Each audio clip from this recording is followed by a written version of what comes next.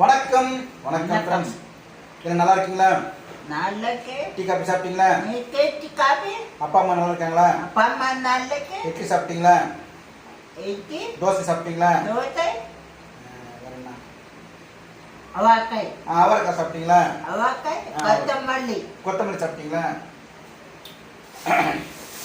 மாப்பாங்க. இன்னைக்கு டேட் தப்பா சொல்லிட்டியா காலையில? நிறைய பேர் சொல்லி நான் சூட் டேட் தப்பா, நீ டேட் கரெக்டா சொல்லு பாக்கலாம். 8/18 6 2024 வெள்ளி. நீ காலையில டேட் தப்பா சொன்ன, நானும் மறந்துட்டேன். இது சாப்பிடுங்க. வீட்டில் அமைத்தாங்க. இது என்ன காய்? கப்பு காய். ரெட். எது? கேரட். வந்து இல்லை, அது சிகப்பு காய் சொல்கிறேன். அப்புறம் நேற்று ஹாரிஸ் பிரதருக்கு ஹாய் சொல்லியிருந்தேன். அவர் மலேசியாவில் இருக்காரு. நம்மளுக்கு ஒரு டான்ஸ் ப்ரோக்ராம் ஏற்பாடு பண்ணி தர சொல்லியிருந்தாரு. ஹாரிஸ் மலேசியா, அவர் மலேசியாவில் இருக்காரு. இப்போ சென்னை ராயப்பேட்டையில் இருக்காரு. பேசினேன், சூர்யா ரொம்ப பிடிக்கும்னாரு. சூர்யா ஹாரிஸ் பிரதருக்கு ஹாய் சொல்லு. ஹாரிஸ் ஹாய். அப்புறம் வந்து ஈவினிங் வந்து ஸ்ரீனி சொல்லிட்டு பிரதர் யூஎஸ்ல இருந்து பேசினேன். ஸ்ரீனி யாரு? உன்னோட 2 வயசு சின்னவர். உன்னை வந்து அண்ணான்னு கூப்பிட்டோமான்னு கேட்கறாரு. சீனியர் வேணாமா? மச்சான் தான் வேணுமா? சொல்லு. மச்சான் தான். சீனியர்லாம் கிடையாது. சீனியர் கிடையாது. சீனு மச்சானா? சரி, ஓகே ஓகே. அப்புறம் காயத்ரி சிஸ்டர் ஊருக்கு போயிருந்தாங்கன்னா அவங்களும் ரொம்ப கேட்டாங்க, உடம்பு சரியாயிடுச்சான்னு கேட்டாங்க. காயத்ரி சிஸ்டர் நல்லா இருக்கு. ஊருக்கு போய் வந்துட்டாங்க. வந்துட்டு அப்புறம் உன்னை பார்த்துருக்காங்க, வீடியோ பார்த்துட்டு உடம்பு சரியில்லை. காயத்ரி சிஸ்டர் நல்லா இருக்குன்னு சொல்லுங்க.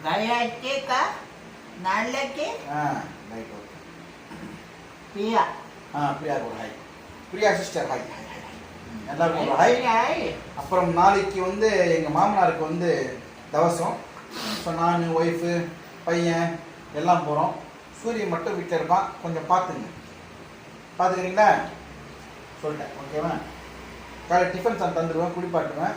மதியானம் சாப்பாடு எதனா கட்டி வச்சுட்டு நான் போயிடுவேன். போயிட்டு ஒரு பூஜை முடிச்சுட்டு 2-2.5 வந்துடுவேன். அப்புறம் இன்னொன்று விஷயம் வந்து சுப்ரஜா சொல்லிட்டு ஒரு சிஸ்டர், அவங்க பொண்ணுக்கு நாளைக்கு பர்த்டே செலிப்ரேட் பண்ணுறேன் அம்பத்தூரில். முடிஞ்சால் நான் கண்டிப்பாக போவேன். ஏன்னா ஐயர் காலைல 10 மணிலேருந்து 12-1 மணிக்கு இருப்பார். ஐயோ மறந்துட்டா. மறந்துட்டியா?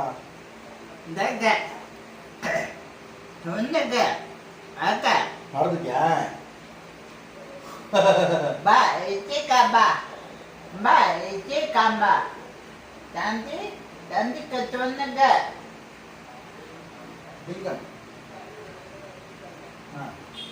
எவன சொன்னங்க? முருகா சொன்னங்க. கண்ணன் சொன்னங்க. அம்பல்லா சொன்னங்க. மறந்துட்டான் சொல்றது. நானும் மறந்துட்டேன். ஆண்டவா உண்ண உணவும் நீரும்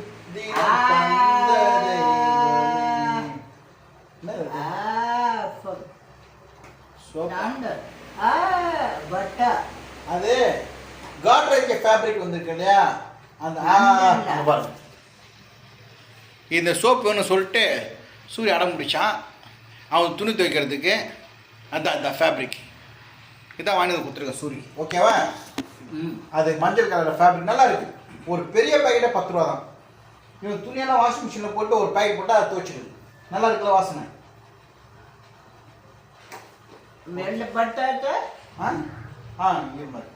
காய் நேற்று காலையில் துவைக்க காய்ஞ்சி. சூரியனுக்கு தனி வாஷிங் மிஷின் இல்லை? தனி வாஷிங் மிஷின் தானே? அப்புறம் சரி நாளை கொண்டா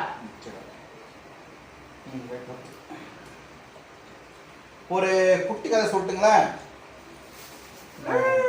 படித்தது பிடித்தது சொல்லுவாங்க இல்லையா? ஒரு வீட்டில் ஒரு ஆச்சாரி இருந்தார். ஆச்சாரி சேர் டேபிள்லாம் பண்ணுறவர். மன்னன் ஒரு நாள் வந்து அந்த ஊர் ராஜா வந்து அந்த ஆச்சாரியை கூப்பிட்டு ஃபஸ்ட் கிளாஸாக ஒரு சேர் எனக்கு பண்ணி கொடுனா. அவன் கொஞ்சம் படித்தவன். சரி சொல்லிட்டு ஒரு சேர் சூப்பராக அழகாக பண்ணி கொடுத்தாரான். ராஜா அந்த சேரில் உட்காந்தாரான். உட்காந்து எந்திரிச்சோடனே லைட்டாக கீழே வந்துச்சான். ப்ரொடெக்ஷன் லைட்டாக. அது ஒரு சின்ன ஒரு பிசிறு கொஞ்சம் வெளியே வந்திருக்கு. ராஜாவுக்கு சரியான கோவமா. அந்த ஆச்சாரியை கூப்பிட்டு, உனக்கு எதனா அறிவு இருக்கா? நான் உட்காந்து எழுந்திருக்கேன், இதில் ஒரு பிசில் வச்சிருக்கேன், இங்கே பார் இங்கே கட் ஆயிடுச்சு. ஸோ எனக்கு செம்மக்கம் உனக்கு மரண தண்டனை விதிக்கிற சொல்லிட்டு மரண தண்டனை விதிச்சிட்டாங்க. அந்த ஆச்சாரி படித்தேன். சரி ராஜா, எனக்கு நீங்கள் மரண தண்டனை கொடுத்துட்டீங்க, அந்த ஒரு சின்ன ஒரு பிசில் இருக்கிறதால நீங்கள் எனக்கு மரண தண்டனை கொடுத்தீங்க, நான் ஒத்துக்கிறேன், அந்த மரண தண்டனை ஏற்றுக்கிறேன். ஆனால் எனக்கு கொஞ்சம் டைம் வேணும்னு கேட்டார். ராஜா சரி நீ சாவ போகிற, தூக்கு தண்டனை நாளைக்கு காலை போட போகிறோம், என்ன ஆகணும், நான் ஒரு 2 வருஷம் கழிச்சு நான் தூக்கில் போடுங்க, 2 வருஷம் கழிச்சு தூக்கில் போடுங்க. எனக்கு உனக்கு எதுக்கு 2 வருஷம் டைம் சொல்லிட்டு ராஜா கேட்டிருக்காரு. கேட்டதுக்கு ஒன்றும் இல்லை, நான் ஒரு பறக்கும் குதிரையை வந்து தயார் பண்ணிட்டு இருக்கேன் உங்களுக்கோசரம். அதுக்கு ஒரு பறவையோட ரெக்கை, மெலிசான மரப்பட்டைகள் அதெல்லாம் எனக்கு இருந்துச்சுன்னா ஒரு 2 வருஷத்துக்குள்ள சூப்பராக ஒரு மர குதிரை, சரி ஒரு குதிரையில் ஒரு குதிரையே நல்ல ஒரு குதிரையை பறக்க வச்சு உங்களுக்கு தந்துடுவேன், நீங்களாம் 4 நாய்ச்சா சுற்றி பார்த்துருவோம்னா ராஜா காசு வந்துச்சான். சரி 2 வருஷம் கழிச்சு அவன் சாக போகிறான், ஒரு டைம் தரலாம், அந்த 2 வருஷத்தில் ஒரு குதிரையை பறக்க வைக்கிட்டோமே. சரி இப்போ சப்போஸ் 2 வருஷம் நீ பறக்க வைக்கலன்னா என்ன தூக்கில் போட்டுருங்க எந்த ஆள் சொல்கிறான்.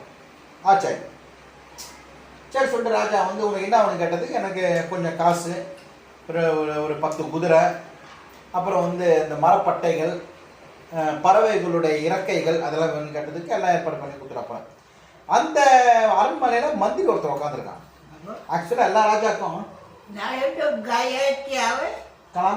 கலான் நாட்டியம்மா காயத்ரி அக்கா வருவாங்கன்னு கேட்குற போல தெரியல, அவங்க பிஸியாக இருக்காங்க.